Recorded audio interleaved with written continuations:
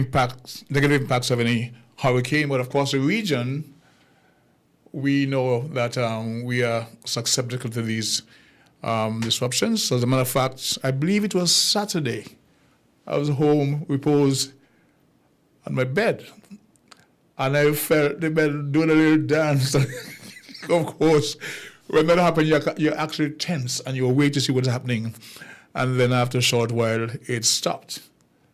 You know, I recall back in the 80s when we had some disruptions and there was a large boulder declared by the seismologists that was moving around down within the crater of Mount Laimiga that caused some disturbances. I recall downtown. This happened for over a period of 3 weeks. Intermittent shaking of the island. You'll find guys with families in the supermarkets doing the shopping.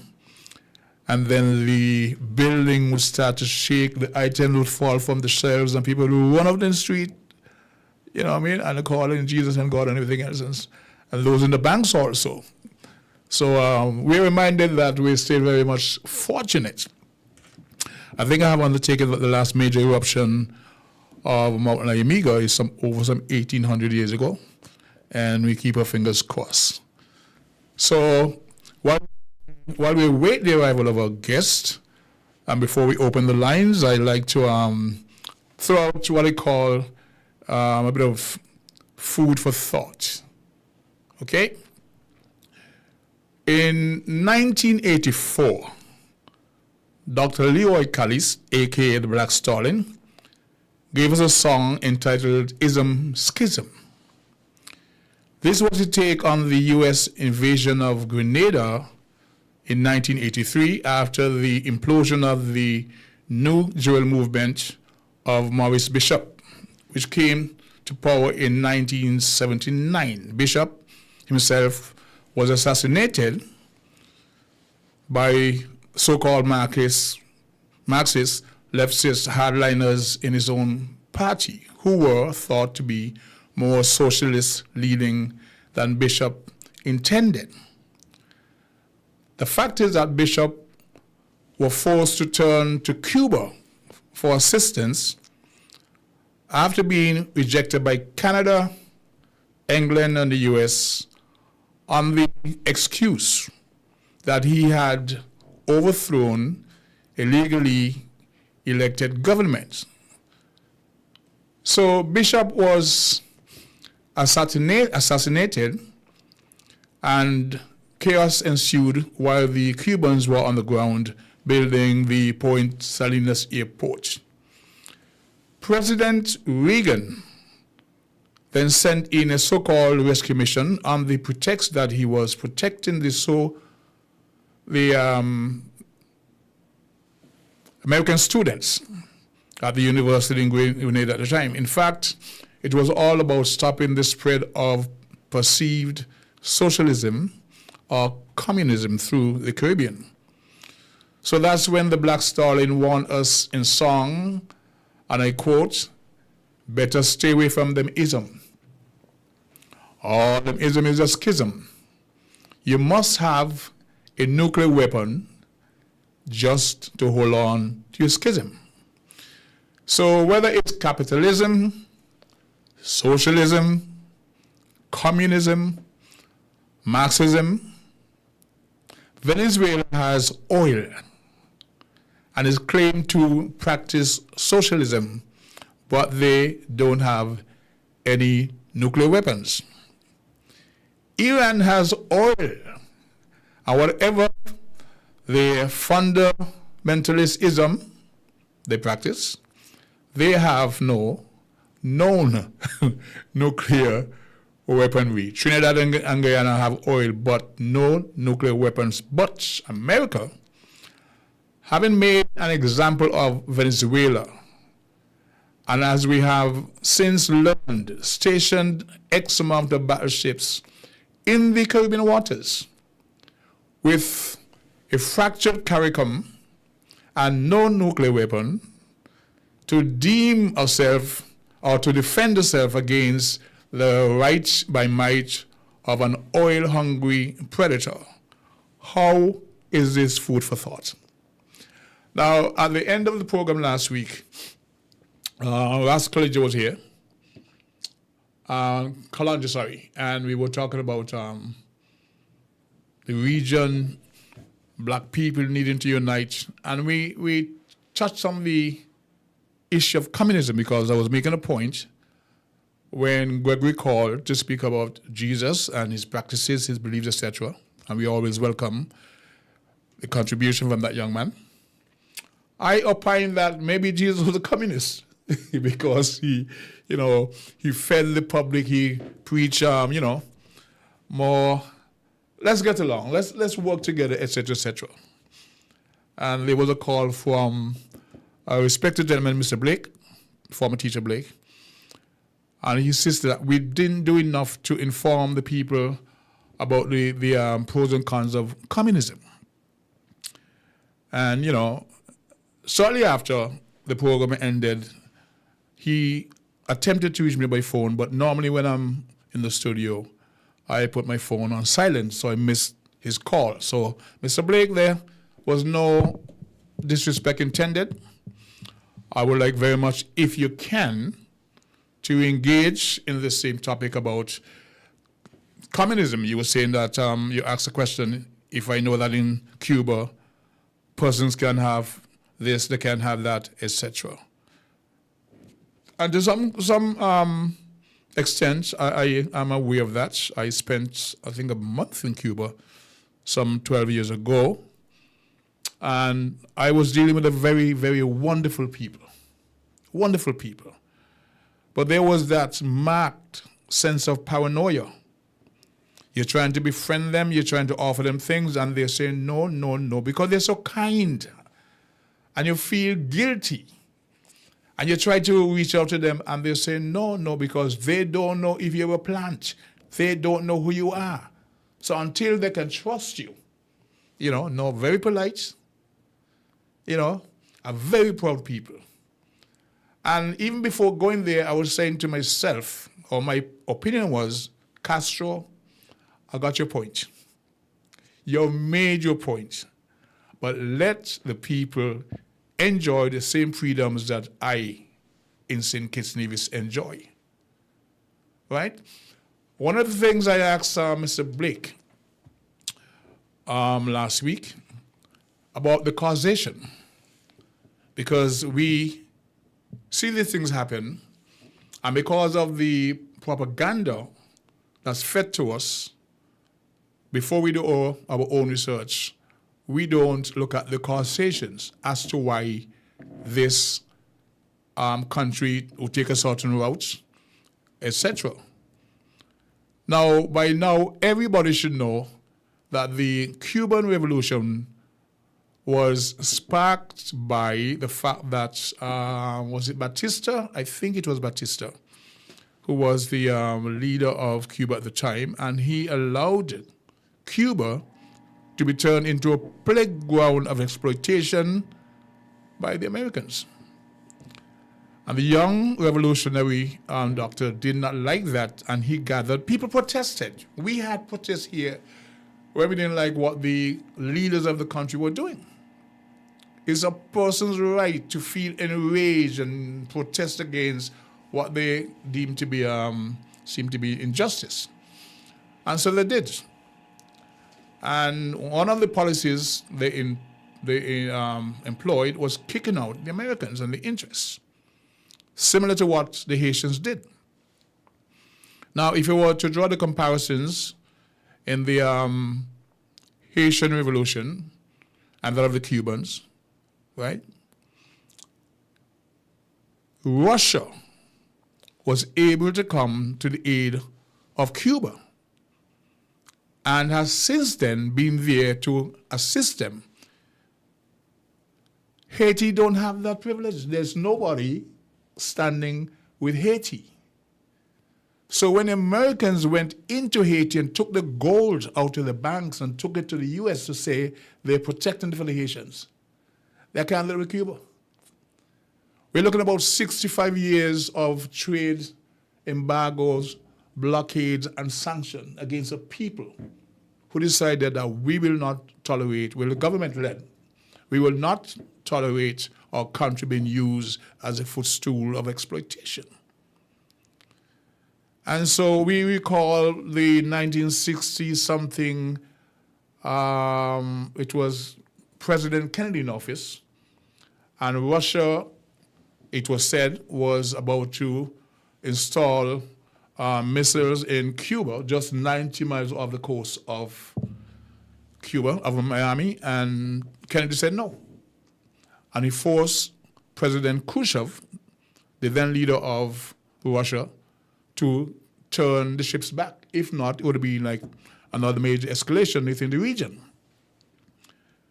So since then, I am saying again, had it not been for the support of Russia, and the funny thing is, we're told that we don't trade with communists. Cuba is. So you have an oil embargo, we have blockades, sanctions against Cuba because they're communists. But you can't do that to China. You can't do that to Russia. You trade with them. But Cuba is small, right? So Russia has come to defense of Cuba many, many times. As a matter of fact, during the recent blockade, after decimating the aid from Venezuela that will go to Cuba to help with the energy infrastructure, Russia sent down a tanker of oil to Cuba. And Americans couldn't stop it. Because they got might, they got power, they have nuclear weaponry. Right. So when Black Stalin sang the song, better stay away from them ism, because all them ism is just schism. You must have a nuclear weapon just to hold on. And you see, we look at these thinkers, these Calypsonians, and we don't really see how deep they are. We don't really appreciate their philosophies. One of the better songs that informs us about our political ideology and what we believe in, how do we defend it? Venezuela have oil. Taking call right away. Taking call, hoping Mr. Blake. Good day, callers. The phone lines are open. We want to entertain your opinions, your feedback. As is part of the program. Okay, we are at the point where we must take a break, but when we come back, we hopefully will have the lines open and entertain your thoughts, suggestions, recommendations here on the program called Voices. See you on the other end.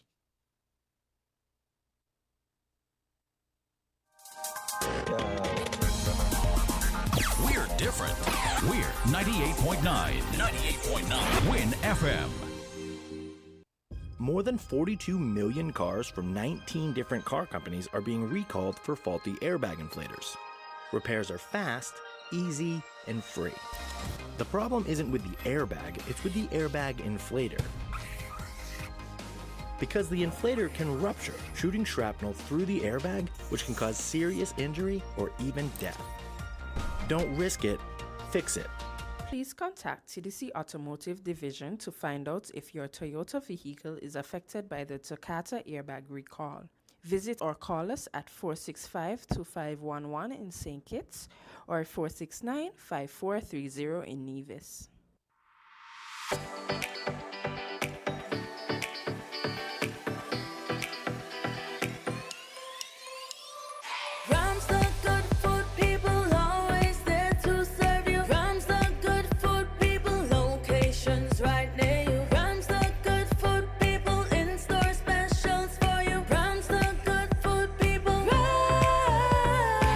When you need better service, Rams is always here. Better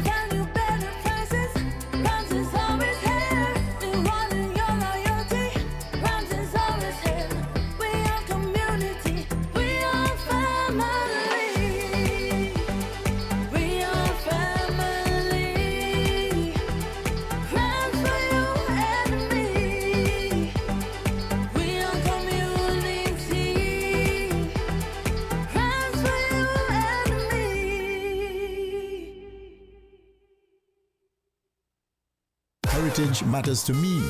Heritage matters to you. Join me, Percival Hanley, this coming Friday and every other Friday at 10 a.m. to 12 noon for Heritage Matters on Win Media SKN 98.9. Heritage matters to me. Heritage matters to you.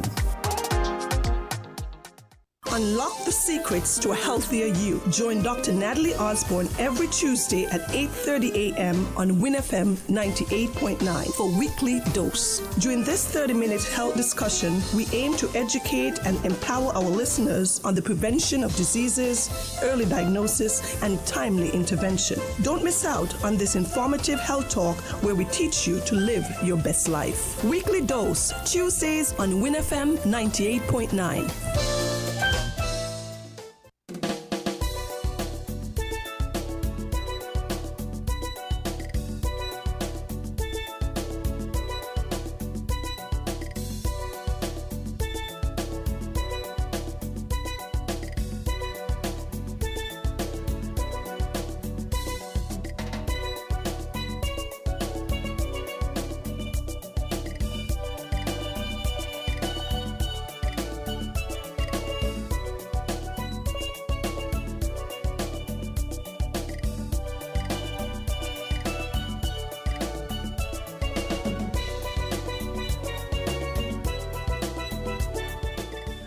To the WinFM audience, we are back with the program and we have the lines open to take calls. So let's see what this caller on the line has to say.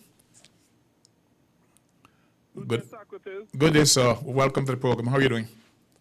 Blessed in Jesus' name, and greetings to you and all the listeners. In Jesus Christ's name, the only Savior of sinners, from the sins and from hell, by the gospel only, through faith only, according to the Bible only. Amen to that. Amen and amen and amen. Now, first of all, I would like to ask you a question. Don't you think, right, it is best, okay, for the government to own and control all of the taxi services, the guide tour services, and you name them all, and to have the taxi people be employed as government workers? Don't you think that would be the best way to go? Rather than how it is right now? I don't know your thought behind that. It's a new concept to me, but I'd like to hear what you think. Why you think that would be appropriate? Well, it shouldn't be new to you. Not the concept that the government should own the taxi industry. All of it, and the guiding tour and the whole tourism industry, and just employ you all as workers, I'm trying to find out the rationale behind that, because we're looking at private enterprise where individuals like myself have been self-employed for the past X amount of years. Many of us make our contribution by paying taxes as self-employed persons. So we don't make our contributions, taxation, road tax, etc., which helps develop the country's road infrastructure, etc. Yeah, but wouldn't you prefer for the government to instead own your business, run your business, and every other taxi person, and just have you as an employee? I believe in free enterprise, so I won't support that idea. Okay. Well, brother, I shake your hand 100%. But the problem is, that is the socialist, communist, fascist, Marxist way to go. So when people are backing socialism, communism, fascism, Marxism, that is what they're backing. So when Kulunji was here defending his communist thing, and it appeared to me you was agreeing with him, this is what is actually being backed. But people doesn't know what they'll be backing. Because in those systems, private ownership, once those systems are true to their philosophy, that you have no private ownership of anything. It's government own everything, and you're just a mere employee. On paper, democracy. On paper, democracy is just a wonderful system. In practice, It is dirty, it's nasty. So any schism you can present have the pros and cons. Well, I Okay. don't back democracy. Any system, whether Marxism and their causation, why these things are applicable to certain regions. Now we have this great democracy called America. When you look at their performance and their practices, is that a good thing? On paper, it looks good. So there's no way you're going to walk away today with the impression that you're corner Socrates in a corner and you're going to say, got you. No. That's not going to work. No, but if one is backing. You do not have a got you moment with this. Yeah, but if one Okay? is backing. Systems are in place because sometimes the people revolt against what they have to deal with. And the government today sometimes impose draconian measures on the people. But when you have to choose between one or the other, they're just as bad. No, In practice, on paper it's good. So you will see it that it is just as bad you owning your business as the government owning it? You think this for them is just as bad alike? Here's what. I said earlier, and I know you heard me, right? Even before we went to Cuba, I opinioned, I supported Castro. He has made his point. He stood up at a point in time when it was necessary to impose that system to get control of the country, right? I said, though, having made your point, Castro, it's time to allow the people to enjoy the same freedoms that I do. So I wasn't supporting it blindly. I understand why that had to be in place. But over a period of time, and you were still fighting imperialism. So it costs you more to maintain that posture. But I'm not going to say, because look, in Cuba, no one pays for education. In the mighty democracy of the USA, I mean, for health, they don't pay for any health thing. In the mighty democracy of the USA, look at the health programs, look at how people suffer and exploited and robbed. Again, with all due respect, more people given a choice will quicker go to America for healthcare than Cuba, including our politicians. Given what they know. Given what they know, because Cuba has more specialists. Yeah, based upon what they know. Based on what they know. To go America. Right? If Cuba medical program were allowed to really develop and spread across the world, you recall during COVID what happened? They were here to assist us. It didn't cost us. You couldn't get any specialists from the US to come in and do that. My understanding is that we have to pay for those doctors. Yes, I understand that. But based on what we are paying them compared to what we'll have to pay the quote-unquote specialists, come on. Yeah, but we shouldn't be paying anybody for those things. People should come in and do it at their own expense. That's what I'm saying. Government shouldn't be paying nobody for There has to be a program. Individual doctors are not going to get up from wherever they are to just come into work for free. Let's get realistic. Yeah, but what I'm saying, in a capitalist economy where you would have growing population and hospitals are privately owned and that sort of stuff, doctors will come from all over running the specialties here. There is a program called Doctors Without Borders, where these people go around the world to assist, mainly in war-torn and underdeveloped regions. We were not at the stage. But the medical programs that the Caribbean has benefited from under Cuba, free of cost. I am one who was flown from St. Kitts to Cuba some years ago for eye surgery. You recall the program called Medical Eye? People from around the region were flown there for that. Yeah, but what I'm saying, if we had a proper capitalist economy with hospitals and that sort of stuff, private hospitals and that sort of stuff here, okay? Things you go for Cuba. What do you mean? What do you mean by a proper capitalist society? What is that? In St. Kitts, I said we don't have that. I haven't seen it anywhere in the world. I haven't seen it anywhere in the world. Somehow your voice is fading. It's coming in it's fluctuating, coming in soft, and then so I'm not hearing it clearly. I really want our audience, our listeners, and viewers to be able to hear what you're saying. You could hear me better now. You could hear me better now. Yes, sir. Yes, what I'm saying is that if if the government had kept separate from the economy, and you have private hospitals, each owned by different people competing with each other and that sort of stuff, okay? Things that we would be going overseas for, we wouldn't have no need because... How would that be? Who would regulate that? Where would the regulations come from? Huh? The private sector. The Private sector. Competition in the private sector would regulate it. Who Because if you have a is name, you going to will- benefit exponentially from it? They're going to regulate themselves? Repeat? The private sector, who is supposed to benefit from this thing, they're going to regulate themselves? Because of competition, because once you keep above your competitors, which having a name and reputation is what keep you above your competitors. What about standardization? Providing your services affordable. What about standardization? Yeah, because of competition, you will be providing the best services and products. No, there has to be regulation. There has to be regulation by a neutral body, an independent body. There has to be regulation. Oversight. The private sector is, via competition, the private sector is the best regulator because if you... So they're going to put their rat to mind their own cheese? No, they will be forced. They will be forced through competition to provide the best services because if you do not, you would lose customers and you go out of business.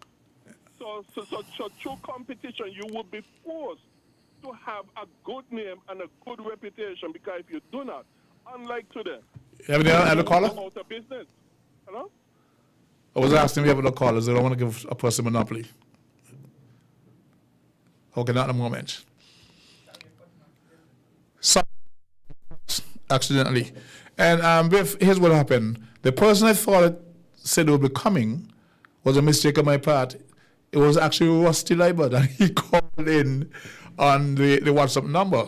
He called in. I don't know if you can work with him. So I'm going to encourage him to call back if he can and see if we can get a little interview from him. All right, so while we're here, it's 31 minutes past. We're at the bottom of the hour, and we ought to pause at this point in time to give credit to sponsors. Okay? We'll do that, and we'll get back from the other end. Sorry, Gregory.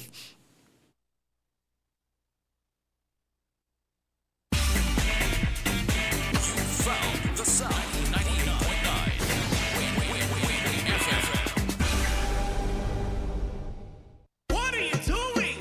She said, drink a rude boy, I will do the work. You don't have to wind up yourself. You don't have to wind up yourself. Oh, she said, drink a rude boy, I will do the work. You don't have to wind up yourself. You don't have to wind up yourself. Oh, cause when we out and we active, living we life. So when we drink, we be drinking. Rude boy. So when we drink, we be drinking. Rude boy. Oh, Miss Lady, anyway you see we are we building up our vibes.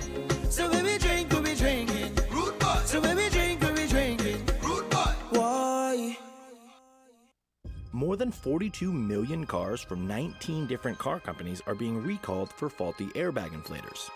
Repairs are fast, easy, and free. The problem isn't with the airbag, it's with the airbag inflator. Because the inflator can rupture, shooting shrapnel through the airbag, which can cause serious injury or even death. Don't risk it, fix it. Please contact TDC Automotive Division to find out if your Toyota vehicle is affected by the Takata airbag recall. Visit or call us at 465-2511 in St. Kitts or 469-5430 in Nevis. Heritage matters to me. Heritage matters to you. Join me, Percival Hanley, this coming Friday and every other Friday at 10 a.m. to 12 noon for Heritage Matters on Win Media SKN 98.9. Heritage matters to me. Heritage matters to you. Unlock the secrets to a healthier you. Join Dr. Natalie Osborne every Tuesday at 8:30 a.m. on WinFM 98.9 for Weekly Dose. During this 30-minute health discussion, we aim to educate and empower our listeners on the prevention of diseases, early diagnosis, and timely intervention. Don't miss out on this informative health talk where we teach you to live your best life. Weekly Dose, Tuesdays on WinFM 98.9.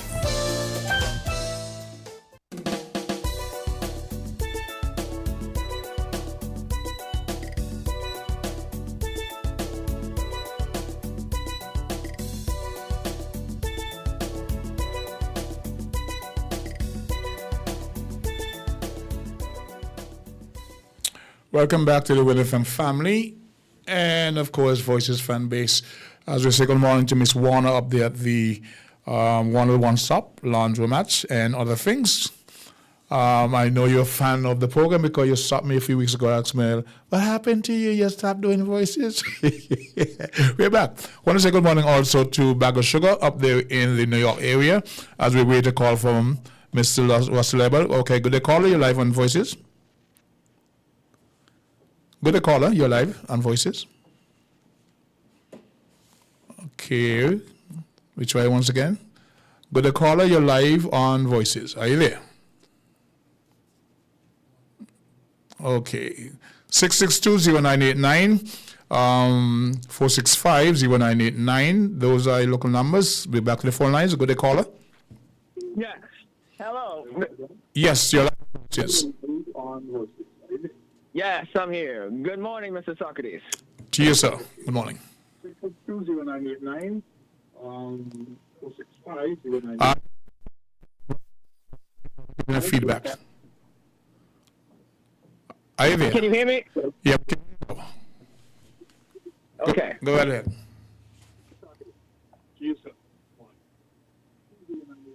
Okay, so I just wanted to say that. Okay. There's some feedback in your background. You need to move away from one device and listen via the phone. Go ahead. Yes. Okay. Can you hear me now? Is it better? Clearly, sir. Okay. All right. So, I'm calling to say that I agreed with everything you just.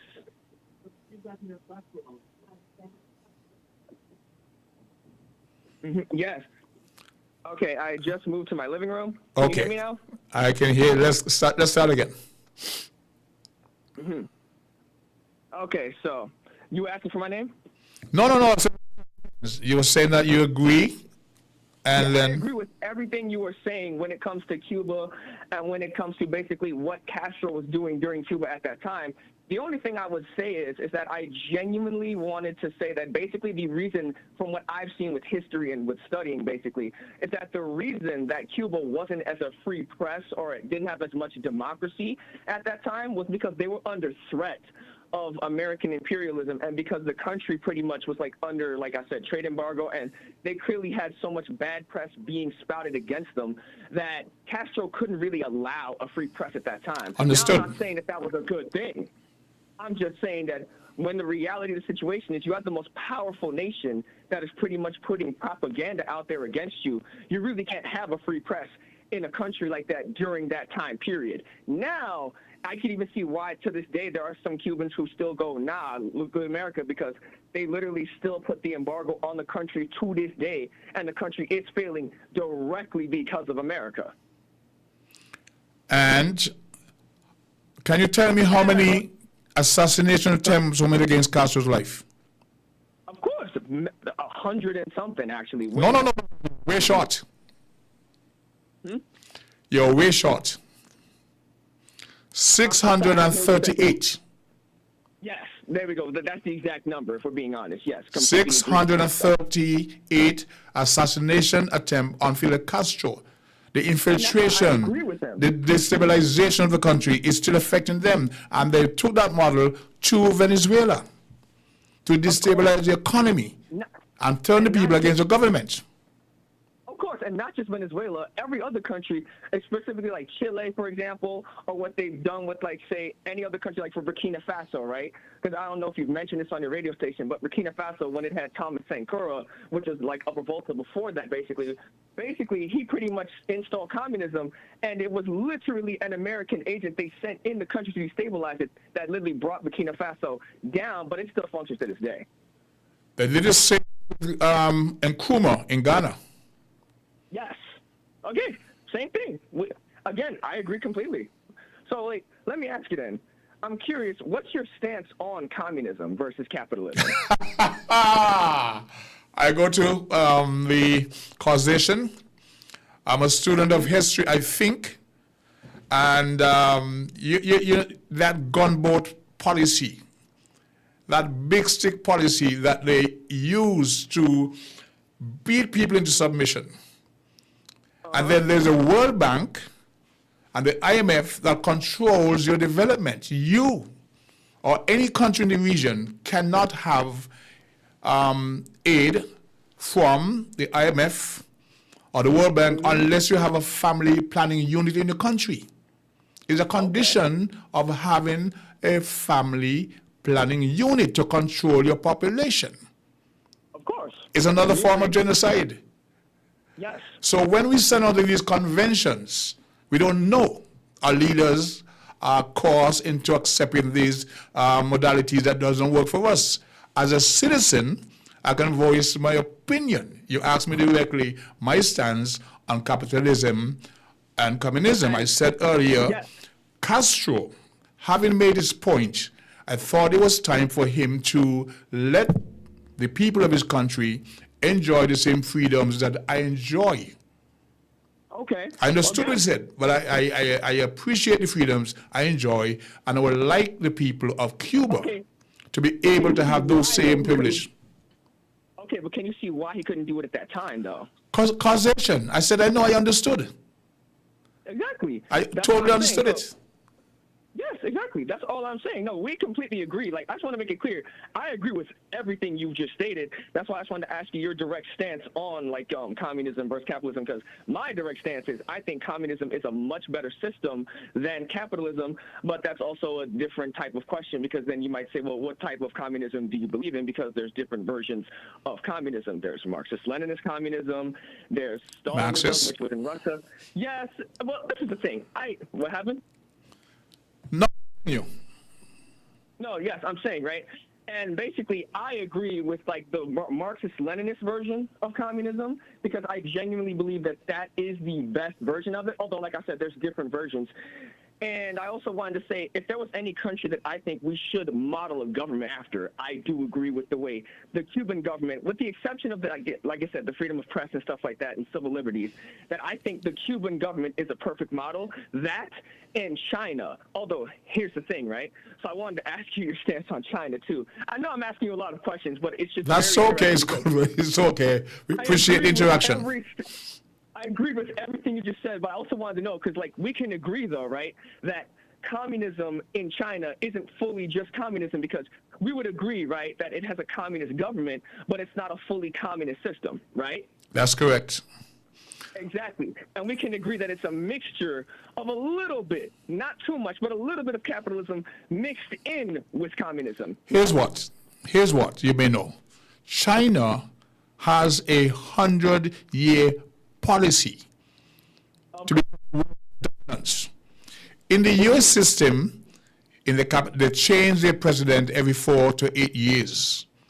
Yes. And from one party to another, you have a different system that clashes with itself. China has a visionary 100-year policy. So whatever ism they employ to get them to that goalpost is working. It is working. Exactly. Because sometimes too much freedom can be a bad thing. The human factor is such a thing, right? We love power. We love a strong government. We don't like any government that exploits the people. So when you have that, you can have revolution, different thinking, etc. But if the government policy that you're being governed under is working for the overall good of the country. That is why people allow things to happen. Look at China 50 years ago to now. Look at Japan after the World War, after they dropped those two bombs on Japan, to now. I was about to say, because people, that's again, I live in America, and in America, they always portray China as this, crazy autocratic country that's run by communists, and look what they're doing over there. And I know it's propaganda. It's complete nonsense. Because when you actually look at the Chinese model of government, because mind you, let's just be real, whenever like the West wants to prop up a country that's outside of America, it'll be other capitalists, like say run societies. For example, they'll promote like Japan, which produces a lot of like say anime, and it's like very in like, pockets of America. Whereas China, they'll portray it as one of the worst countries, and they're saying their system is failing and all this. And I'm like, this is clearly just nonsense because until you go there. What happened? Until you go there. But I want to make one more point before we go to the next station break. That's in the next minute. I said earlier, you may have missed this. If Haiti had a big brother like Cuba, Haiti would not be the way it is today. But there's no one to defend Haiti. France and those countries were free to exploit Haiti on a loan taken from a bank in America at a very high interest rate. They work in tandem. But they could not do that to Cuba because after the revolution, Russia came forward in support of Cuba. Yes, you were talking about Nikita Khrushchev, and yes, Yes. I'm very aware of that and how they came and supported them with the whole Cuban Missile Crisis. Correct. I'm aware of that. That's why it's like I agree with you on that stance. Like we didn't disagree on anything. Matter of fact, the only thing I wanted to just directly ask you was the fact that you didn't clearly state your personal opinion. Because I wanted to know your personal opinion. You're talking from a very detached view in the sense of the system. And look, I get it. You got your radio station. You're like just stating out the facts and history, and we agree because I'm a historian to a certain extent too. So maybe not to the same. But I'm just a host, right? It's called Voices. There you go. So I just entertain the opinions of the public. Sometimes I venture my opinion. Do you know my songs? No, I don't know your friends. I mean, If you go to my songs, you'll get a better idea as to who I am, my thinking, etc. Go to King Socrates on YouTube and go into my songs. All right, we must pause from the station break, but get into my songs, you get into my thinking, you get a better idea of my philosophy. Okay? Okay, all right. Thank you so very much. Okay, we now pause for another station break. We'll get back on the other side. All right. WINN is 98.9. 98.9 is Win FM. More than 42 million cars from 19 different car companies are being recalled for faulty airbag inflators. Repairs are fast, easy, and free. The problem isn't with the airbag, it's with the airbag inflator. Because the inflator can rupture, shooting shrapnel through the airbag, which can cause serious injury or even death. Don't risk it, fix it. Please contact TDC Automotive Division to find out if your Toyota vehicle is affected by the Takata airbag recall. Visit or call us at 465-2511 in St. Kitts or 469-5430 in Nevis.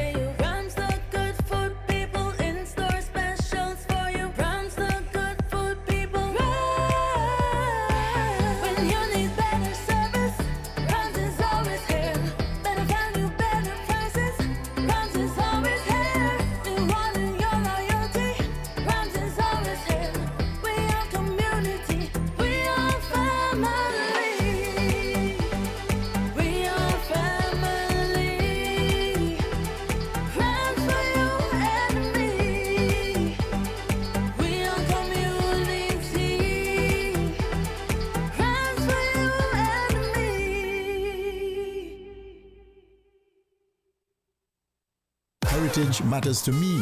Heritage matters to you. Join me, Percival Hanley, this coming Friday and every other Friday at 10 a.m. to 12 noon for Heritage Matters on Win Media SKN 98.9. Heritage matters to me. Heritage matters to you.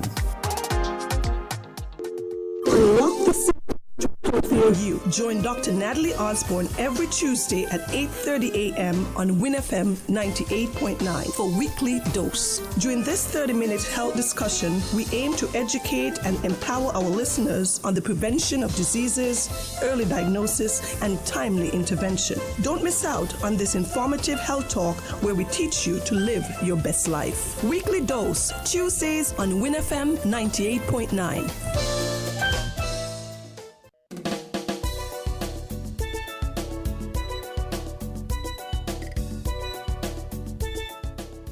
So we're back and we understand that the lines are heating up, so we go straight to the phone lines. Caller, you're live on Voices. Are we losing callers? Every lines are open, so if we missed you during the break, you're free to call back. We would love to hear what you have to say. Okay? That last caller was very, very interesting, and as I say, he's a student of history. We appreciate that. I hope he knows that, he would know that Cuba also sent forces to fight with the freedom fighters in Angola. We go to the phone lines, call your live on Voices. Yes, Socrates? Sir. Yes, it's me again. Mm-hmm. Now, what I will tell you, another thing, right, that would also keep people in line in a free market capitalist economy. Mm-hmm. For example, we were talking about private hospitals, and it's a competition would bring out the best in people, and you would have to make sure in order to stand top your competition, you have a good name and reputation. And another thing that should be done to supplement that as well is that the government should have a justice system where if you are wronged by a doctor due to malpractice or whatever, that you have a judicial system where it is easy to take a doctor or whatever medical practitioner to court for malpractice. I think so those two things. Right now we have that. It's just that we're not a litigious people. In the US, in Europe, whatever the thing is, I just slip, they take you to court. We are not thus inclined. So you don't have to have a legal system in place just for malpractice. Doctors in the outer world have a malpractice insurance in place because they expect it as part of the core. So, and you yourself can do that tomorrow if you go to JNF or a private doctor and they wrong you, and you can sue them. But we are not litigious people. You know, if it was that country, what happened with that country? We okay. We grumble, we complain, but we trust the system. Yeah, but remember, the system is owned by the government. The hospitals are owned by government, so you think more times than once before suing them. I understand that too, but it's a mindset. But if it is a one of the reasons why we don't sue them because a lot of stuff owned by government. Okay? And you got to look at things like your jobs and all that sort of stuff, before you decide to. We understand that. Okay? We understand that. Yeah, but if they're privately owned, it becomes a whole lot easier. I know. So for malpractice. And I know a lady. So I'm saying those two things: competition, also to do the best if you're going to stand up a competition, and also having a legal system where it is very easy to sue for malpractice and those and that. But in a private sector system, in a private sector structure, there can be collusion to control the market. You're talking about competition. They can easily collude on the policies, the prices, to control the market. Well, the thing about that is this: if your private sector is growing and more people are putting up hospitals, clinics, health centers, that sort of stuff, the more people you have coming and seeing with their businesses, the harder and harder and harder it gets to collude. As a matter of fact, it becomes practically impossible to collude the more people you have competing. Okay? But secondly, let me also say this quickly as well. Jesus, the principle he preached only fit into a free market capitalist system because he recognized private property, which goes against socialism, communism, fascism, and that sort of stuff. I mean, even, for example, Lydia had a business dealing in purple. Paul used to build his own tent with his own business. The woman of Proverbs 31 had her own business. And these are things that Jesus taught. Jesus also taught the commandments, including you shall not covet your neighbor's business, properties, and that sort of stuff. And the commandment, thou shalt not steal, presupposes private property because I can't steal something from you if it doesn't belong to you. So was Jesus a capitalist? True and true. Okay. He was a free market capitalist because he recognized absolute, not relative, but absolute private property. So when he paused to feed the 500, was it 500 or 5,000? That was a work of charity which is consistent. But wasn't he taken away from the private sector? No, he was doing it as a member of the private sector. No. When Jesus fed the people, he was. If you have the capitalists who invested in the stores or whatever, and he comes around, want to feed 5,000 for free, he's robbing the capitalists?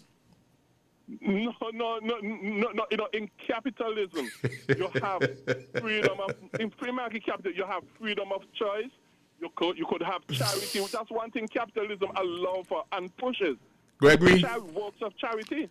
If I have a store down in front of, say, down the Bay Road, I'm depending on the public to support my business, and you show up and start to give out free food right there, you're getting bullbud. You're getting some good bullbud. You can't show up in front of my store giving out free food. No. In free market capitalism, competition is what run it. So if you lose because I'm providing a better service or what's up than you, that's all that is free market capitalism, so I'm not robbing from you. Okay, anyway, we're standing with for a call from Rusty Loy, by the way, so if you have to cut you off because of that, please understand. But until we get this call, go ahead. Yeah, but free market capitalism is fully in line with the Bible as opposed to all the other systems because they do not recognize absolute private property.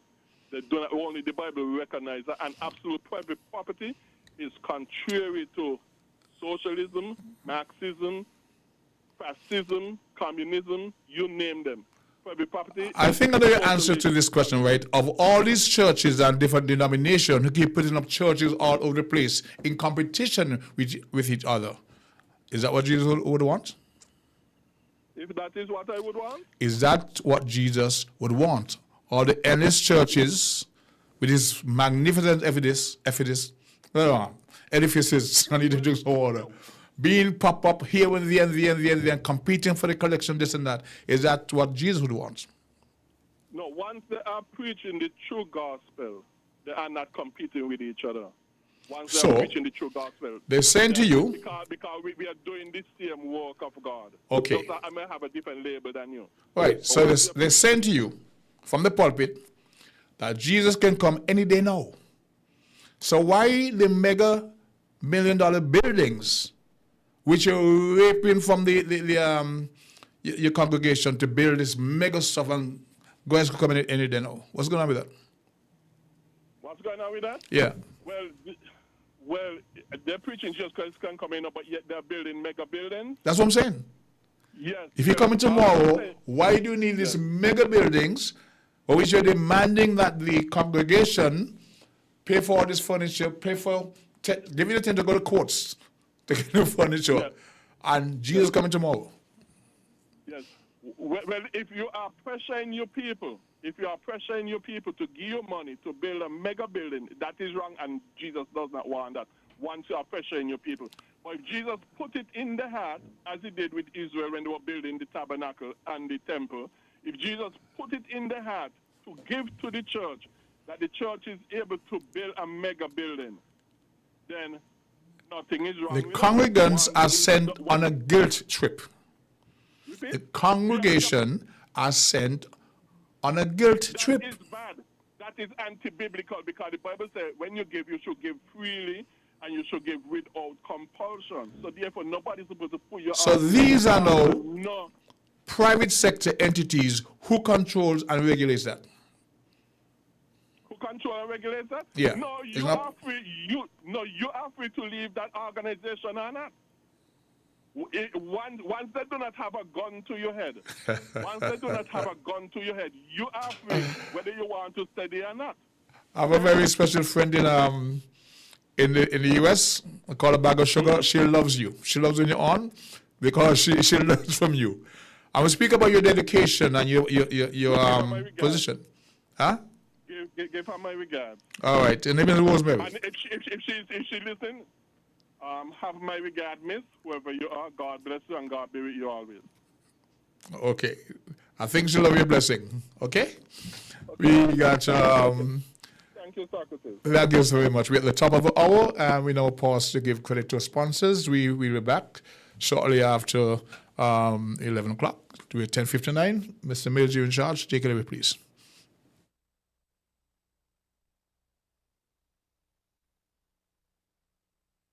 We're different. We're 98.9. 98.9. Win FM.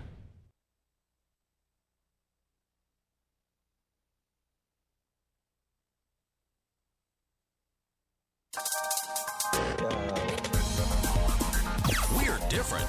We're 98.9. 98.9. Win FM.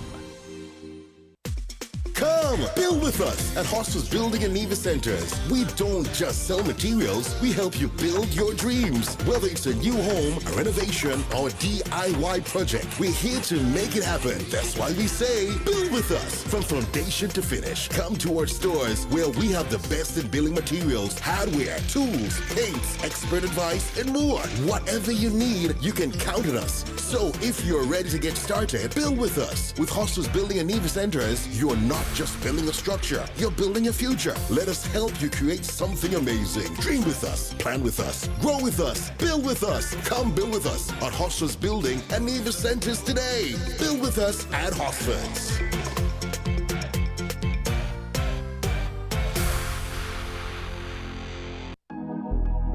Campari, Red Passion, embrace the mix. Campari Red Passion, full action, this is Red Passion. Embrace the mix, add Campari, make it turn and twist. Add your chaser in your drink. Campari Red Passion, make the nicest mix. Campari! Campari Red Passion, embrace the mix. Must be 18 years or older to drink. Drink responsibly.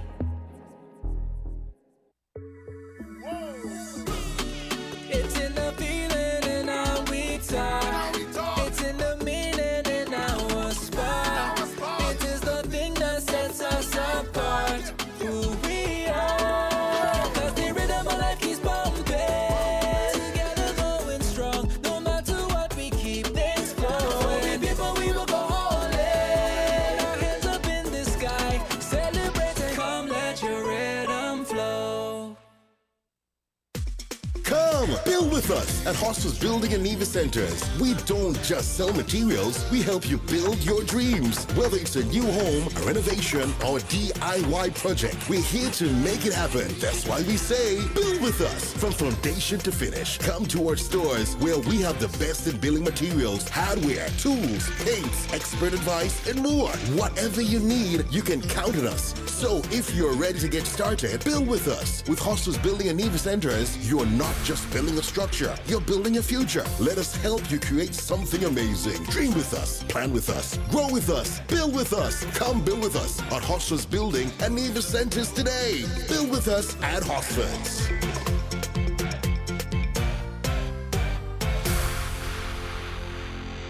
Heritage matters to me. Heritage matters to you. Join me, Percival Hanley, this coming Friday and every other Friday at 10 a.m. to 12 noon for Heritage Matters on Win Media SKN 98.9. Heritage matters to me. Heritage matters to you.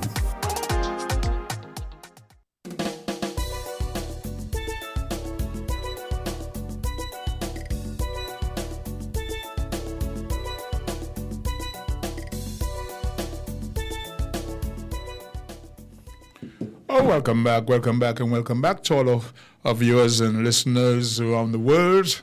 That caller who called before Jeffrey is someone I happen to know. His name is Joy, and I think he surprised me with the level of contribution. Right? So, Joy, kudos to you. I know you're very intelligent, I know you think and all that, but I was very much impressed with your, not only your articulation, but the questions that you pose and the position you've taken. So kudos to you. Keep it up. What's going on around town now? You have a caller? Okay. So I've been gone for a minute. I've been on the radio, so to speak. And I know lots of things has been happening around town that I'm not really au fait with. So I'm hoping that the public can call in and keep me up to date. We know we have the Friars Bay issue. That's a hot debate. I've seen other journalists out there trying to bring something to it. And I heard one of our taxi drivers made comments about the taxi drivers not coming out and supporting or standing with the bar owners on Friars Bay. What I can say as a taxi driver and as the radio host, I myself have reached out to these bar owners long before they were actually removed. It's a fact now that those at least 3 beach bars has been removed. I asked them to come on the program and discuss, because you bring more attention to it. People will be able to weigh in, and you may have a stronger support base as a result. One of the persons I spoke with said to me that he was traveling and they need to get some orange juice or something. Anyway, we have the next hour to go. I'll be able to get by. He was traveling, and when he returned, we would have that discussion. There were times you have to use the means that you have to bring light to something. Pardon? Hey, thank you. Keep it off. And you bring my actually brand. I won't say it right, but this is my perfect brand. Much appreciated. Another person sent me a message, said that he is working it out with his government. I think in his mind he thought it was something political, and he didn't want to appear as being political against his government. Let me pause and take this call from the public. You're live on Voices. Very quick, man. Like a quick drummer go. As I mentioned, there's a call. Call what? Let's go back to the phone lines. Hi, good morning, Secretary. Go. I just tuned in. I was just talking about you. Just tuned in. I just tuned in the nick of time to hear.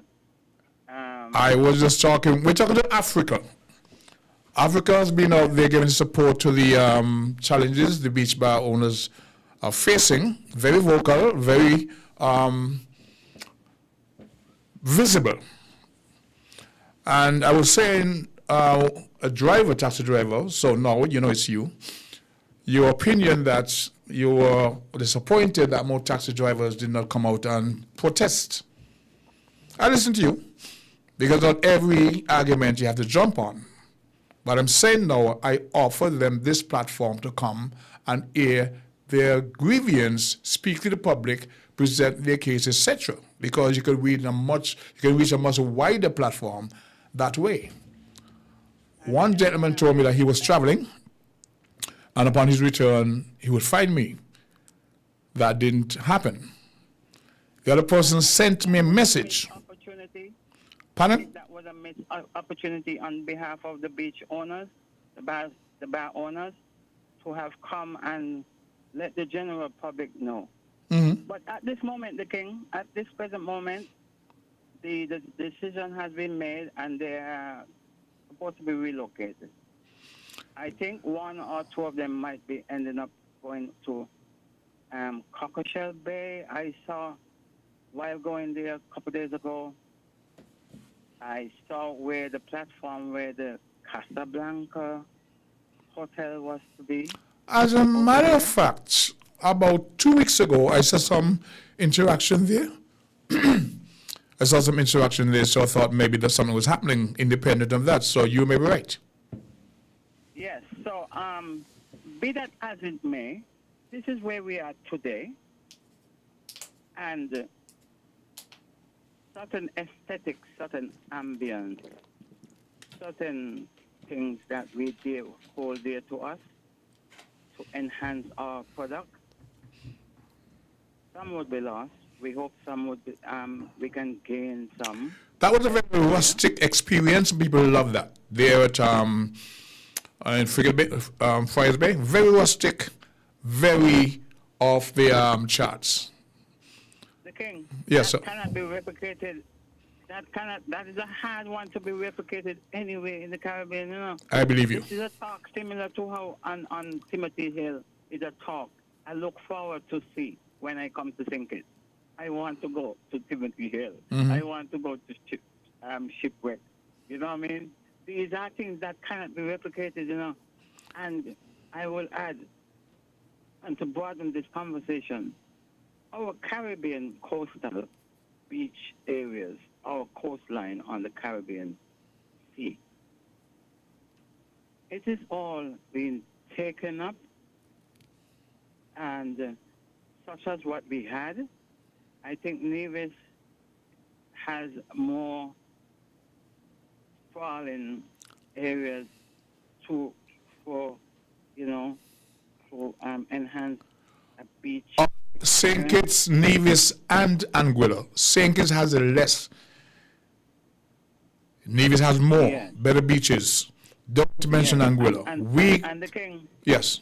The King. That is why I went out. I did not call anyone.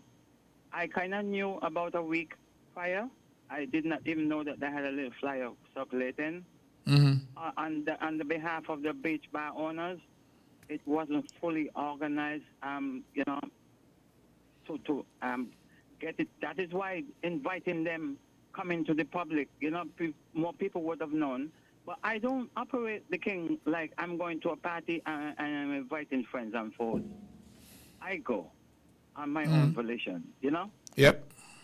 That's how I operate. And whatever it is, it is. And so I had what to give. The King, the week before that thing there, I had a group of 7 in the hotel. And when we got to Shipwreck, there was no room in the inn. We had to come and go to Frigates Bay. You know what I'm saying? After, telling them, So I know when I operate at the airport and I have my guests here for a week or so, providing what day they come in on island, I let it out to them, where they can go to eat, where they can go and patronize certain things, where they can go at dinners. Being the ambassador. Doing a tour, Brimstone Hill, we go around all the way around to the Bay Area. And I spell it out for them, so that at the end of their tour, they can refer St. Kitts and Nevis to other friends. You're being the ambassador. I don't know who they know. I just tell them, I don't know who you know. You might be a good influencer like the youngster who came here the other day. You understand? Let them know, St. Kitts and Nevis, we are here and we are here to stay. We're also in competition with other islands that have more physical attractions than we have. As I was saying, when it comes to beaches, you cannot compete with even Nevis and Anguilla. Don't mention Antigua. But the experience that our visitors get when they get here is off the chain. Because of that same hospitality you were talking about. Apart from our beaches, we make it up elsewhere. That is correct. We make it up elsewhere. So it's not to say we don't have any beaches, and I'm afraid we're going to be losing such as what we have, just for a few. God forbid we're not hit with a devastating hurricane that damages the coastline. But the takeaway I want to from your call is that the beach vendors from Friars Bay are being relocated. You indicated perhaps to Cockleshell? at least one or two. One or two. So that's a takeaway. Three of them was operational. One was not so much. It had two was more like, on a daily basis you could have gone there. Okay. And that's where we stand, the king. That is where we stand. So do we have any? I have to go to a break right now, but I need to hear from you. Do we have any statements by the beach vendors that they were accommodated by private sector, government, who would have assisted them? Well, I'm not a spokesman really for them. I went there as a one-off, and I do what I had to do because I am an independent taxi operator. I'm a freelance. And I said, well, I have to learn things because I go there. I don't eat. I'm a vegan. I don't eat what I eat. You know what I mean? But the food was even good and all. Okay. And it was affordable for us and so forth. So I did what I had to do. Okay. For that purpose. But you understand that for the public, it would have been good to be able to say, okay, they were assisted by the government or whatever arbitration, whatever assisted them, would be good. Because, as I said, I offered them this platform to come in and speak to the public, get their story out, get the feedback, and, of course, for a very reason. It's a slow time because it's a slow for everyone. Let us hope in the slow time they can expedite the invitation where the relocation are and get it up and running for the next season. Okay. We're going to be expecting more ships. Hopefully, the beach bars, the beaches are going to be tight for space. I have had comments. I do have to pause. I have to pause for a station break at the moment. Some people to take them back to another beach because the beach was crowded and all that. Yes, sir. That's our challenges. Okay, we'd have to pause for a station break right about now. So, thank you very much for that contribution. We take it downtown, Mr. Mills.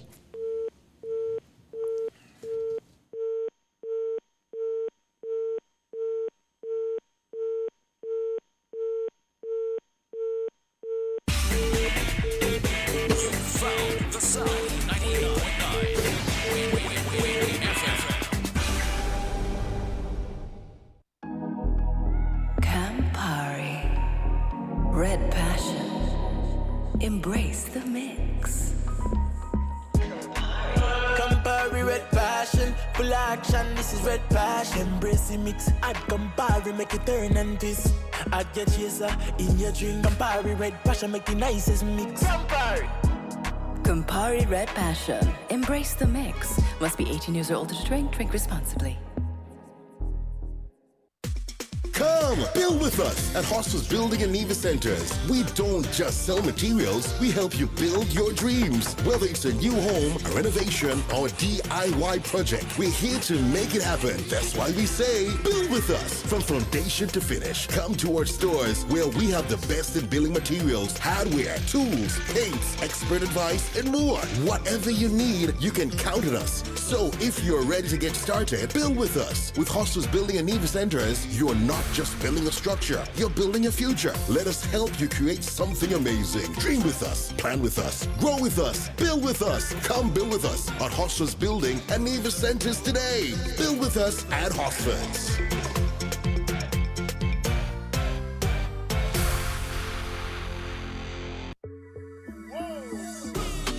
It's in the feeling in our we talk.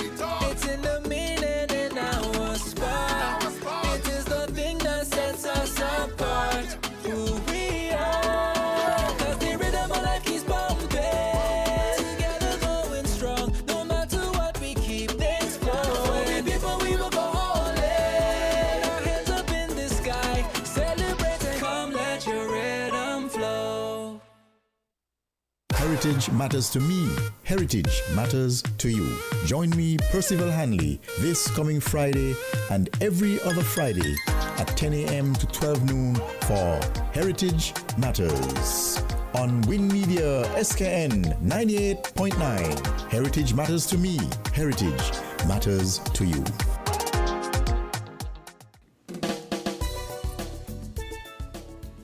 We're back on Voices. It's roughly, let's see, it's 16 minutes past, or is it 18 minutes? I gotta get my glasses straight. Okay. 80 minutes past the 11 o'clock hour as we continue with the program.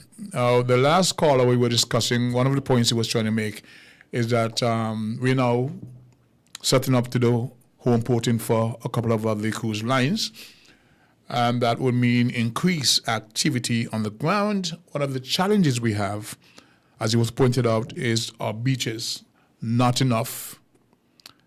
And by removing those three vendors from South Friars Bay, they offer the service, you may end up with a monopoly with the current proprietor of the largest establishment.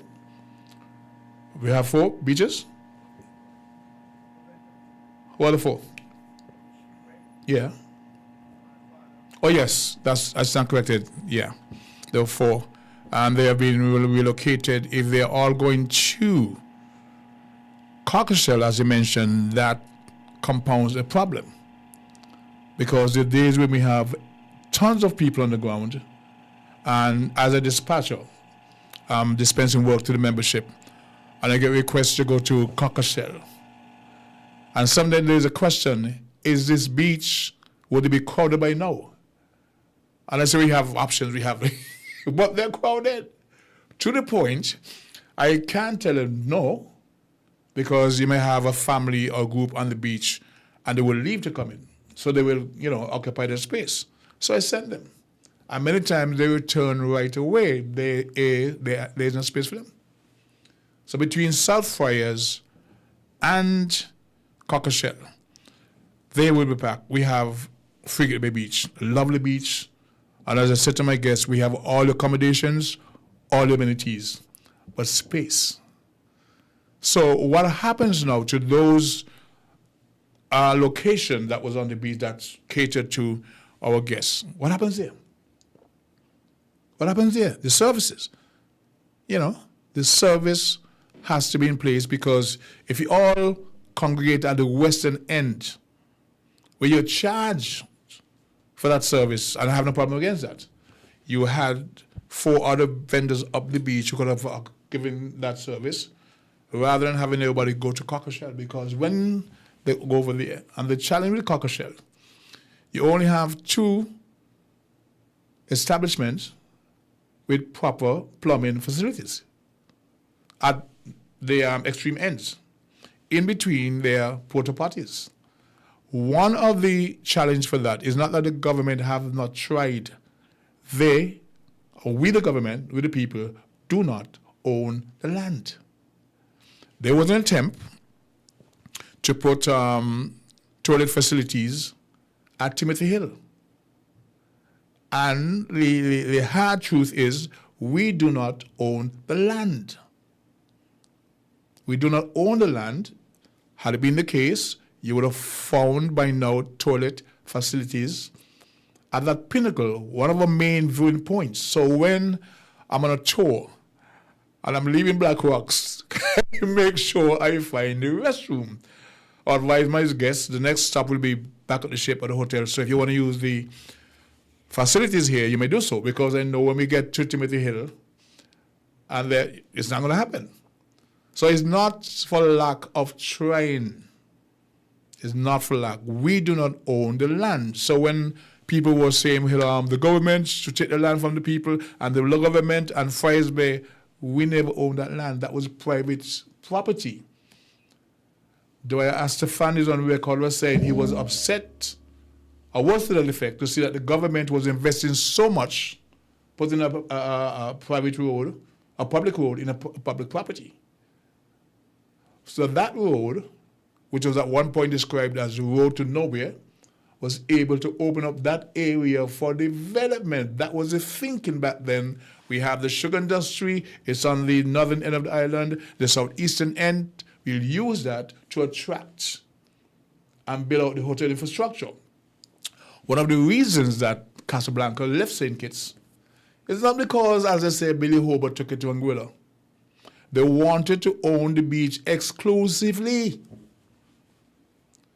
So we have maybe 3 beaches in St. Kitts, if we go with that. And these investors was telling the Simmons administration that they want to own the beach exclusively Dr. Simonson away. We couldn't go there. So they pick up the tent and they went to Anguilla with their many, many lovely beaches. So one has to understand when you're competing in the same industry, tourism, and your competition is the next country over, etc., the government is between a rock and a hard place. So that was a major achievement to get Casablanca to go there. And it was actually, it would have been a Sandals hotel. And you know what they sell? And we lost it. And the government got sick. What if they had acquiesced and allowed Sandals or whomever to own that particular beach? You're not going to go to Cockershell.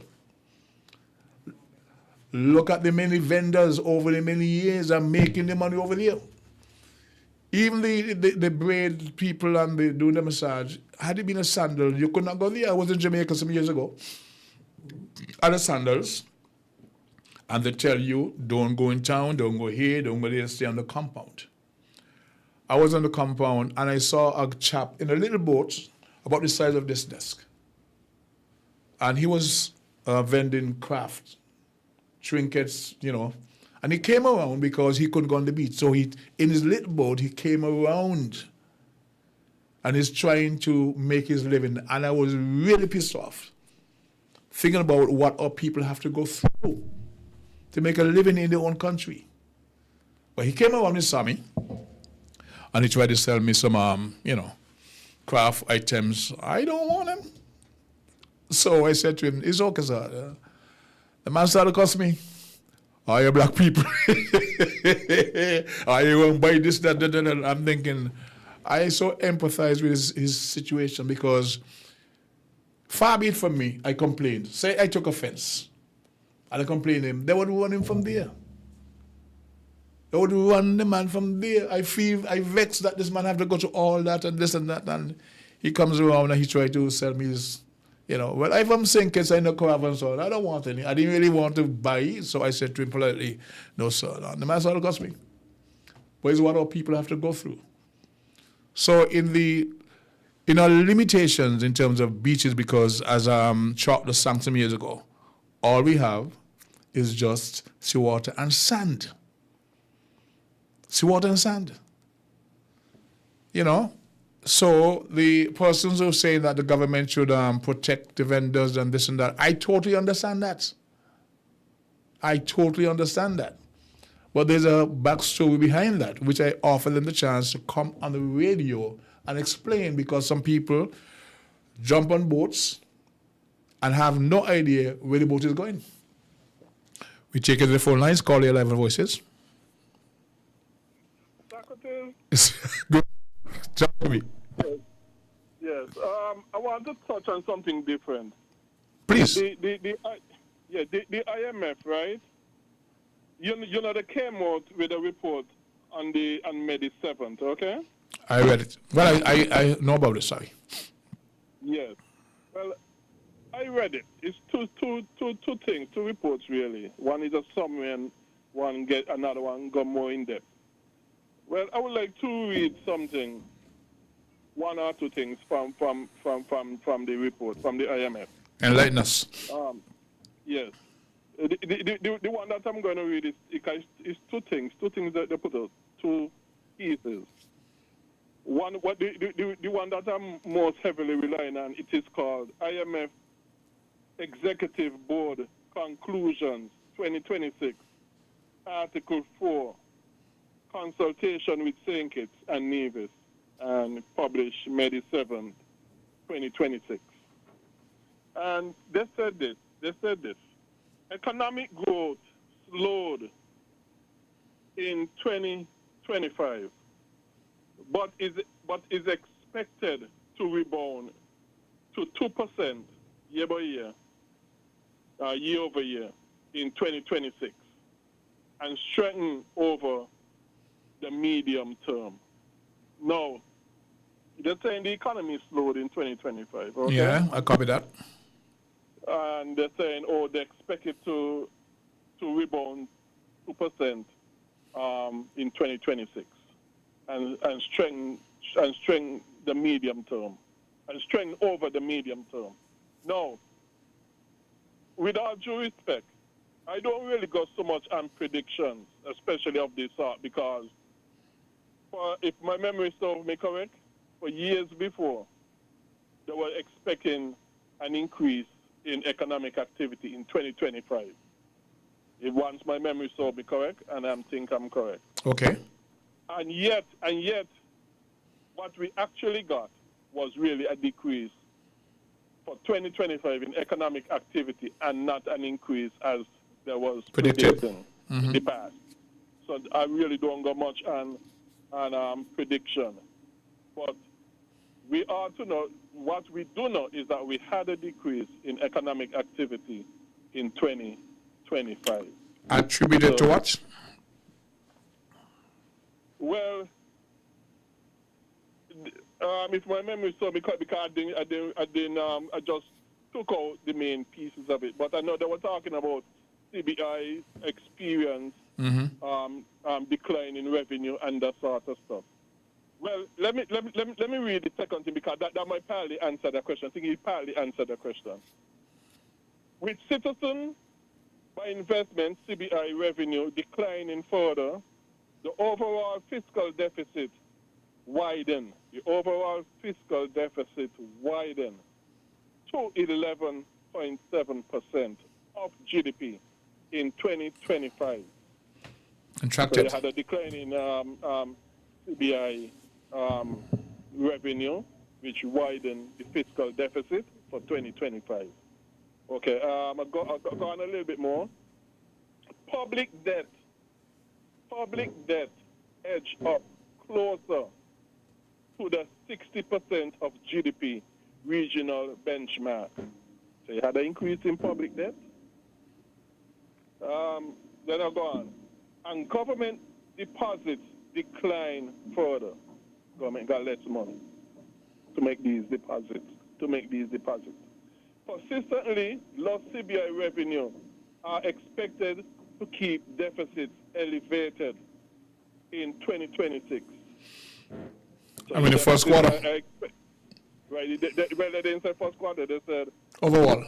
Low CBI revenue are expected to keep deficits elevated in 2026 and over the medium term, while public debt projected to continue rising.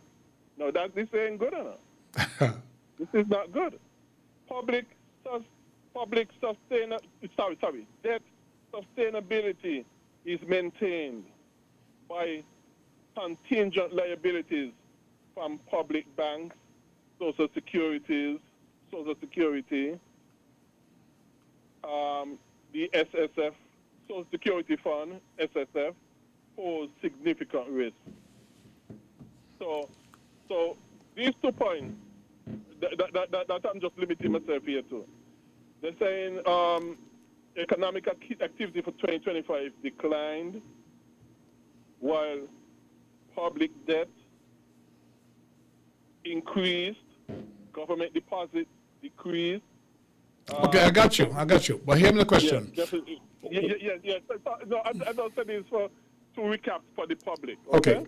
So in other words, 2025 was not a good year for What is promised? What can you say, based on what you know about our investment portfolio for 2026, 2027?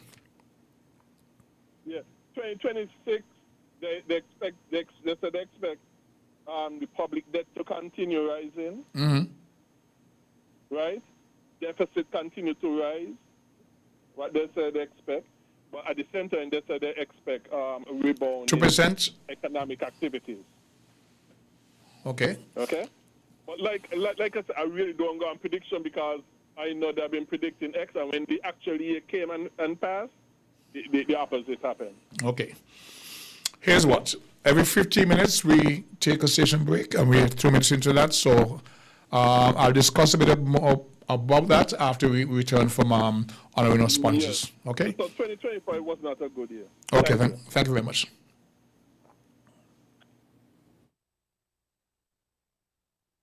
WINN is 98.9. 98.9 is Win FM.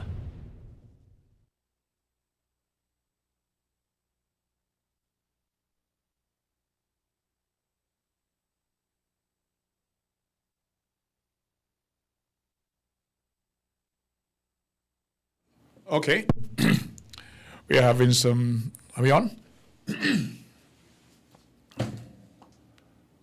Okay, we're having some technical challenges. According to Mr. Mills on board, the system froze, so we are back live.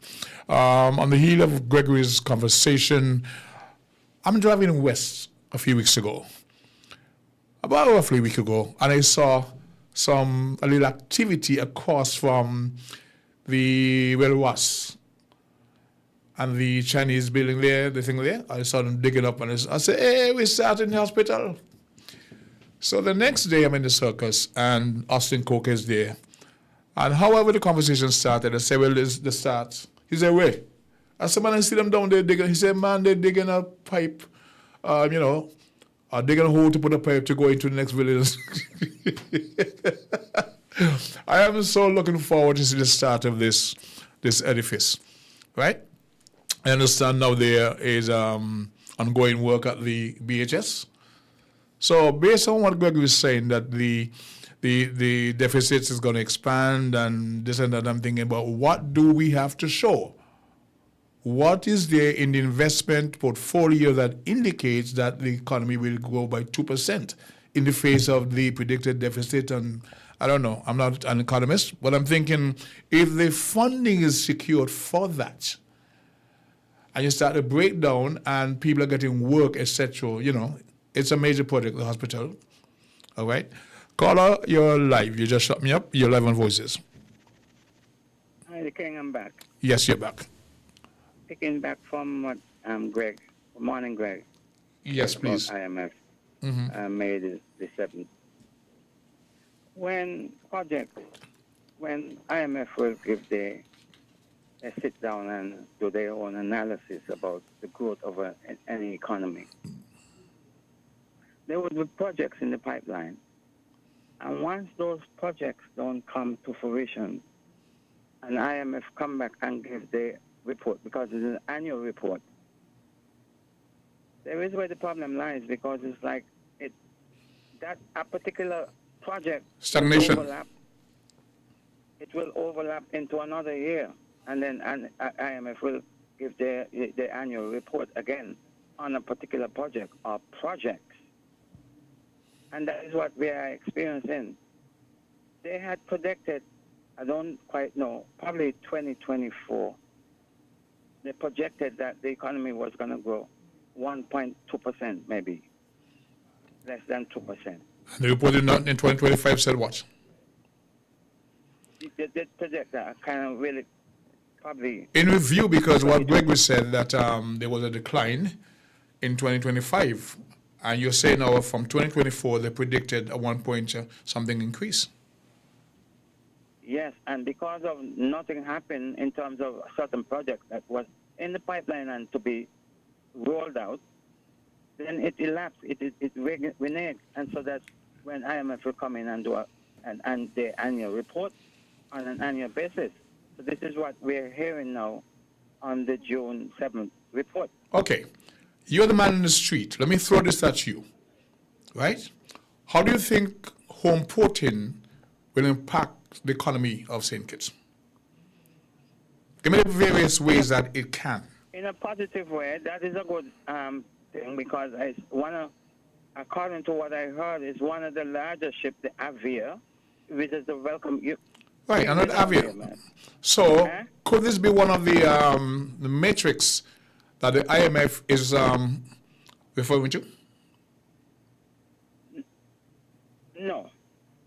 Home porting is not a project. Home porting is like an innovation from the Yes, but you're looking at the economic impact. Could this be what the IMF is anticipating? To suggest that the economy will... That's a good question. Yeah. I'm not quite sure if they would have factored in that. They would have done an economic assessment. They will look at the potential external shocks, maybe a hurricane, etc. All these are factored in. Yeah, that's a good question. That's a good question. Because do you see anything else on the horizon that can generate that activity, economic activity? You see anything else? No, but the home port is a good thing for us. Correct. The country as a whole. Correct. Especially us operators, and we have hotel occupancy on island. We have enough rooms. No, we don't. To home port. I say we have the. Are you saying we have the capacity? I would figure the honourable minister would make sure that these things are in place, checks and balances. But are you saying definitively that we have the capacity to handle home porting? You mentioned Avia, its capacity of thousands, etc. Talk to me.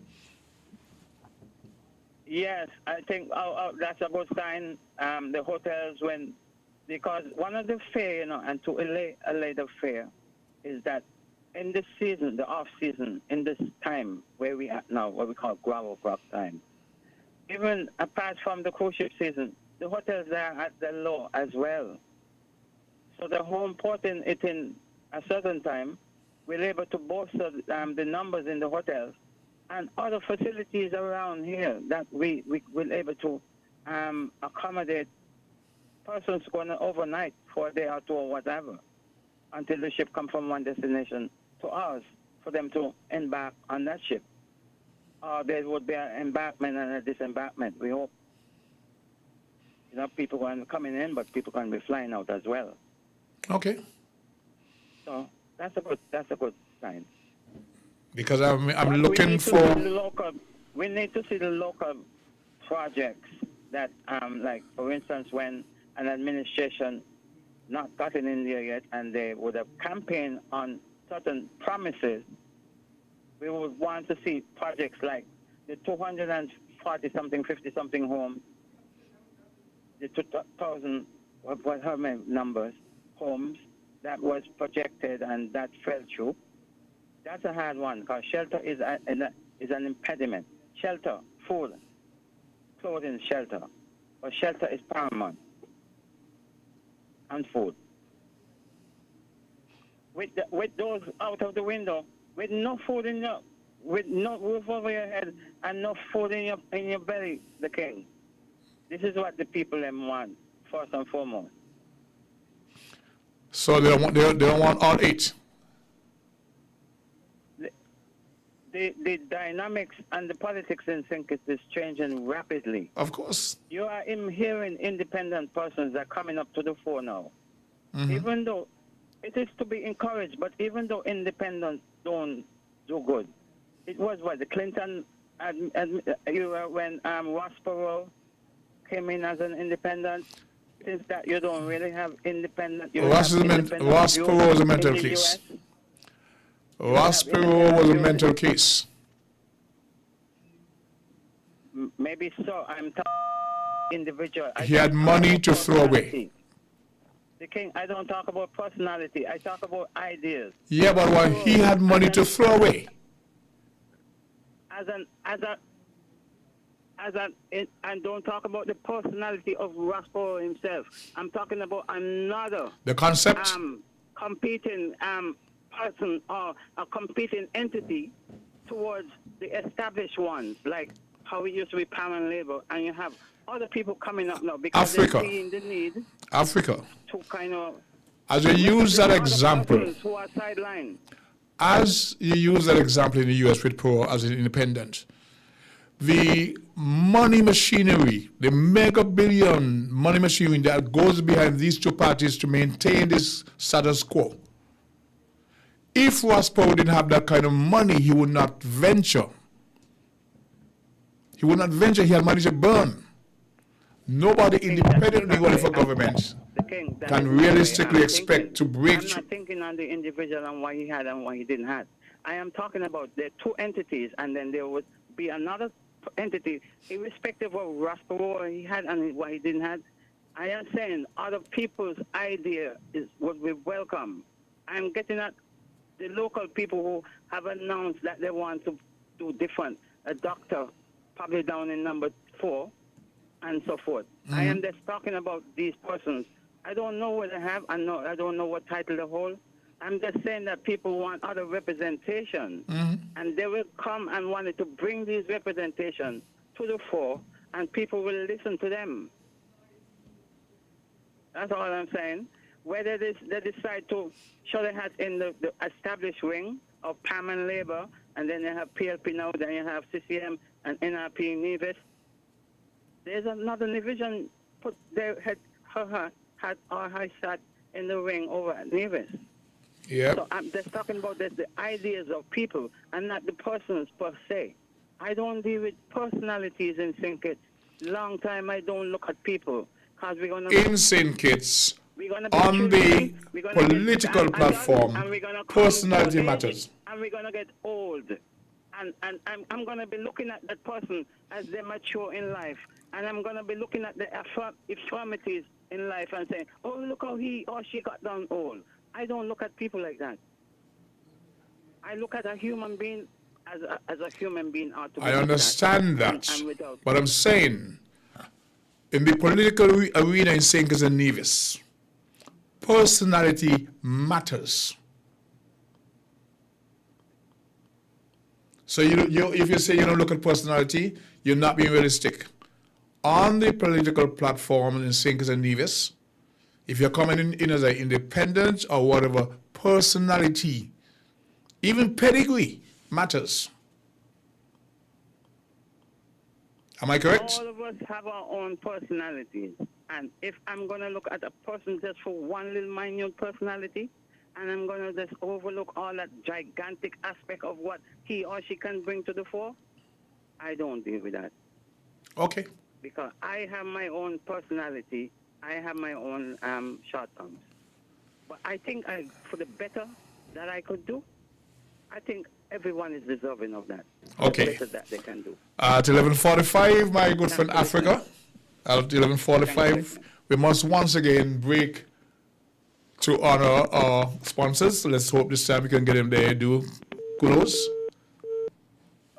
Are we able to? We have some challenges. Okay. We're different. We're 98.9. 98.9. Win FM. Campari. Red Passion. Embrace the mix. Campari Red Passion, full action, this is Red Passion. Embrace the mix, add Campari, make it turn and twist. Add your chaser in your drink, Campari Red Passion, make the nicest mix. Campari! Campari Red Passion. Embrace the mix. Must be 18 years or older to drink. Drink responsibly. Come, build with us at Hostels Building and Nevis Centers. We don't just sell materials, we help you build your dreams. Whether it's a new home, a renovation, or a DIY project, we're here to make it happen. That's why we say, build with us. From foundation to finish, come to our stores where we have the best in building materials, hardware, tools, paints, expert advice, and more. Whatever you need, you can count on us. So if you're ready to get started, build with us. With Hostels Building and Nevis Centers, you're not just building a structure, you're building a future. Let us help you create something amazing. Dream with us, plan with us, grow with us, build with us. Come build with us at Hostels Building and Nevis Centers today. Build with us at Hostels.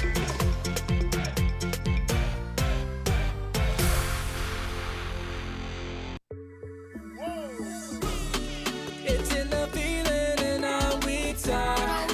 It's in the meaning in our spot. It is the thing that sets us apart. Who we are. 'Cause the rhythm of life keeps bumping. Together going strong. No matter what, we keep things flowing. Before we will go all in. Our hands up in the sky. Celebrating. Come let your rhythm flow.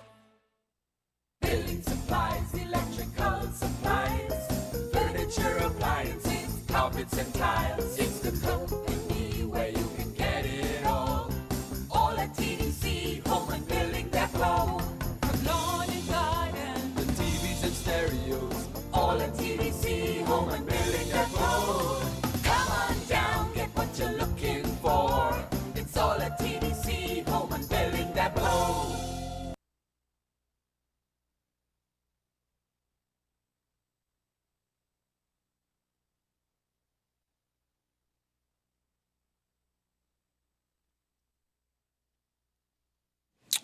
Okay, we're back. We're live and kicking as we come into the closing streets of today's presentation of Voices. I want to thank the many callers who made the contribution. We still have the lines open, so we're good to go.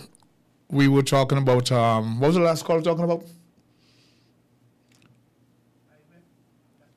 Yes, the IMF, and we were looking at the prospect of the home porting, the projections by the IMF that the economy will go by 2%. I think the home porting would have been a factor anticipating the growth in the economy. I see the micro level, the farmers, the fishers, those who supply the ships, because what happens, there was a conversation that we don't produce enough locally to supply these ships. We'll have to bring in. Until we get to that stage, we have to look at the metrics, how much the local farmers can benefit. Do we have the capacity? That's been the issue, because in terms of beds, hotel rooms, etc., that's one factor. We need to be in a position to supply these ships every need. Water, well, one of the first things you may or may not know, when the ships first docked at the Deepwater port, that was one of the trade-offs. We had to get water. They came here for the water, because we have about the best water in the region. So that was at a micro level. It was part of what was baked into the ships coming here. So you may find some days, if we were to continue that contract at this level, our water supply would be affected. But in terms of the man on the ground, with the transportation, we got it covered. In terms of the taxi drivers, the taxi companies, we got it covered. On the other side of that, you have the Avia coming with, say, about 5,000 persons on Wednesday. Will the country benefit more from the Avia bringing people than home porting? You need the home porting for the reputation and the potential growth in that sector, because you're now on the world stage. We can home port these mega ships. We have the facilities in terms of docking capacity. So the airlift to bring people in, that's going to increase. I don't know what, there are many flights that come in here that the government have to subsidize the seats. So if they're coming in full, it helps that pressure of the tourism government, you know what I mean? Because if we have a carrier that brings in 400, and we have an arrangement that will subsidize the empty seats, and they bring in 200. That's a question we raise. They must know that. Yes. So these are factors that has to be baked into that home porting thing. Now, if you go down to heading for St. Paul's, what we have down there, the Ramada, that's been closed some time. And one of the challenges they had down there, right? The management back then had to choose oftentimes between having water in the room or in the swimming pool. That's a challenge down there. They have a water supply problem. So it's a capacity to entertain all the variables of home porting.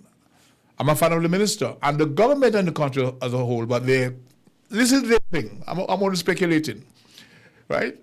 It's for them to come and say we got this covered, because if you look into Frigate Bay, all those buildings, the hillside, that came here and was built out of our CBI program. You have MSI down there. Who owns it? Those are beds. What do we do? Bring them all to the table? By what? What's here? That too. That was really built to really siphon off the students at the university. Everybody's smart.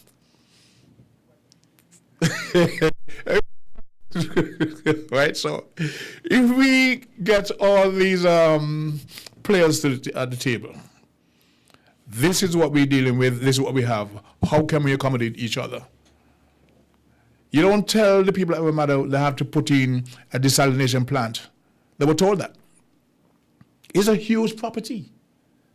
But when you had to choose between some music festival, they get a spin-off, and they have to choose between having water in the swimming pool or in the rooms, that's a major problem. And the person said, we need help. They say, well, you need to put in your own desalination plant. But when you look at who owns it, yeah, let it be. Look at the whole, because they control and they have a major stranglehold on our CBI program. Same people. So as I say, we'll be all right. But I really, really want to see this issue with the home porting to be a success. It brings us in the arena of the big boys. I mean, all the players have to up their game in whatever capacity, because it can be a project that we are excited about and then it fails because we didn't dot all the I's and cross the T's. So I want to say congratulations to the government, Department of Tourism, for being able to lock that in. And as somebody said recently, it is only due to the fact that Timothy, the Unity administration was able to build the avocado. The second period, this was the avocado. That's an avocado. And we can now boast, unlike Antigua, that we can accommodate the largest ship in the world, which is now the Stars of the Seas. I was part of that reception committee. Huge, humongous. So the avocado, right? You see, you understand the game when you're in opposition. The things that you decry and you want not to succeed, you become now the administration and you're applauding it. There you go. Some people who are myopic. There was a newspaper article, cartoon caricature, where a bulldozer was running over the neck of the then minister of Bryant. Because he was saying, Bucks, the late Honorable, that the Southeast Peninsula Road can open. And there was a caption in the Democrat of the bulldozer running over his neck to open the road. So when last week Rascalante was talking about how people need to get together and unify and so on, the political divide is part of our psychosis. Some people vote traditionally because, I had a chat with a lady yesterday. She said, oh, you don't like Labour? I said, what? Let's not get politics divide us, okay? Because I know your orientation, I know mine, you're not going to get me to cross over. But we live and we learn and we try to, for the good of the country, be mature, right? The Basia School has been a thorn in the flesh of both parties for years. People look at it, oh, you didn't get it done, oh, you didn't get it done. I wanted to get done. So I'm hoping that the construction, by whatever means, we understand we're doing, what's that word? Prefab. And so it impacts on the employment locally, the potential employment, etc. I don't know. Sometimes you find yourself between a rock and a hard place, and that is seem to be the current situation. We got about 2 minutes before we wrap things up today. 2,400. Yeah, it's good to, and then you find there's silence. I know a friend in Trinidad. Yes, let's take the call from Publix, Monopolis.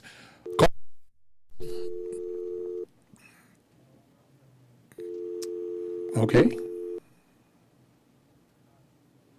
Okay, we tried to get you to be part of this end of the program today, so we want to thank all our viewers, listeners, those who took time out to make the contribution. And next Monday I won't be here because there is a regular on the last Monday in every month. I think Honorable Mark Brandt will be on. So until the following Monday, Gospel, I want to wish you peace, love, a much brighter tomorrow, and the best of health overall, the best of health. Okay? So don't path, know your bush, drink up your bush, try to avoid going to the medical centers they're actually trained to give you prescriptions. Like quickly, last year I had a medical intervention and I had to go to JNF, and a doctor specialist was, prescribed to me. And she gave me a whole list of this thing to take. Take this, take that. I went and bought them. Another doctor had privy to them and said to me, Socrates, don't take this. These are two professionals. One is telling me you need to take this, that 3 month supply, actually. You know what I mean? You take them and then they will supply it. And another doctor look at it and said, Socrates, nah, don't take these. You understand? And I just say, doctors buried a mistake. So we want to thank once again our viewers and listeners and the public at large for joining us today on this program. And as David would say, I will see you on the other side. Peace.